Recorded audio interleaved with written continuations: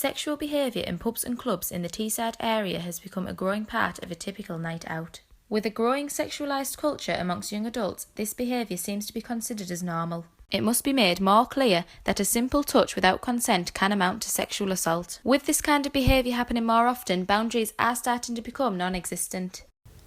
Like, I've been stood at a bar and someone's touched your bum or got a bit too close and it's not nice. Yeah, and people try to kiss you and think it's acceptable, and it's just really not. I think that they kind of think it's acceptable. The way it is now, I think they'd think it's nothing.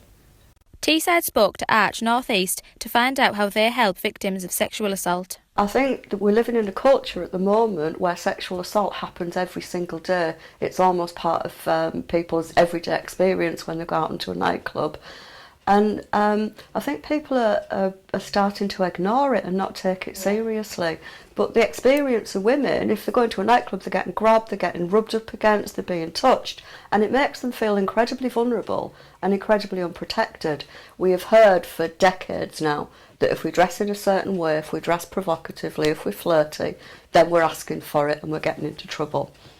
But I have never seen a pair of boots that could make a decent man rape. I have never seen a miniskirt that could make a decent man rape. So within Arch, you can come to us and talk to us about any experience of sexual violence at any time in your life, whether this was a sexual assault or whether you've been raped or whether you've been abused as a child, and we will do everything we can to support you in whatever decision you make. So please don't suffer in silence. Come and speak to us and get the support you so richly deserve.